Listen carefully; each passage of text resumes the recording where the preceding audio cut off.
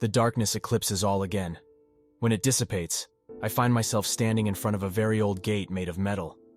I do not know what awaits me on the other side of this gate, but I can sense malevolence and foreboding oozing from the cracks and splinters of the gate. I yearn to leave this place, but as I turn around, I find myself in nothingness.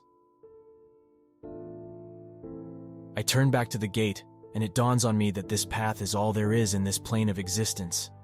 There is nothing more, nothing except oblivion. With a sense of dread, I realize what I must do. I cannot force my way through the gate, for it seems it has been fortified by age and time. I realize that if I am to enter, I must will it to open. I calm myself. I still my heart and pacify my fears. Open. I speak to the door, and with a creak, the ancient door opens and I begin my journey to lands unknown. For a lifetime I traverse this strange empty land with nothing but the winds as my companion.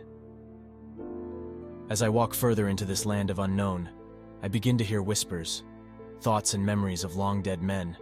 With lifeless tongues, they attempt to reach out to me. They try to tell me the story of their lives and their deaths.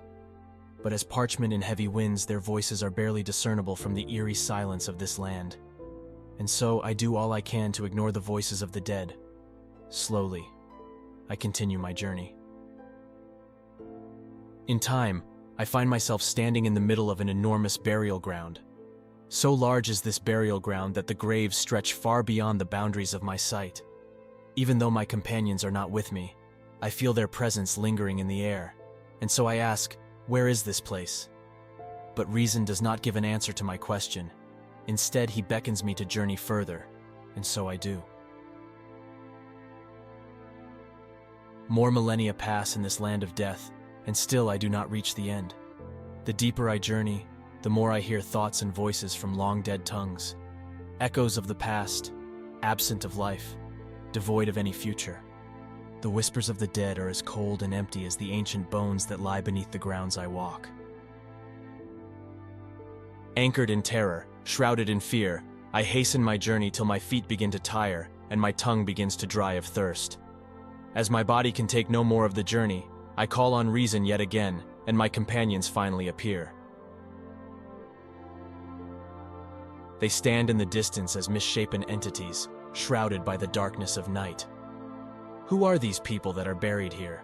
I ask yet again, and reason points towards the graves and gives voice to an answer. Herein lies those who have ever died of an unjust cause. Herein lies those who have ever been killed before their time had come. The fourth day of Ma'un shall bear witness to the rise of the dead. They shall come from Hades, they shall spring from Osiris, and they shall seek their own justice by avenging themselves on those who have brought death to them. And they shall rip out their hearts, and they shall flay their skins, along with that of their brothers, their sisters, down to their most distant kin. Now the grounds begin to quake as billions and billions of graves begin to cleave and unleash the fury and horror harbored within. I watch in fear as rotten, lifeless hands dig out their way from the hard earth. I stare in terror as the dead rise to life from nothingness. I see countless men, women, and children, wrathful and lifeless.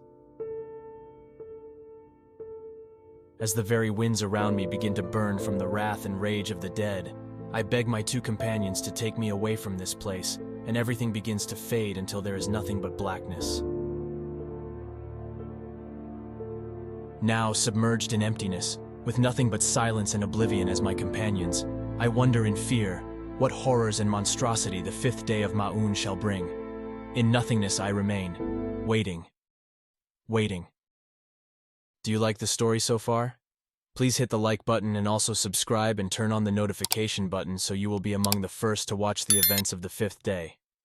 Thank you so much.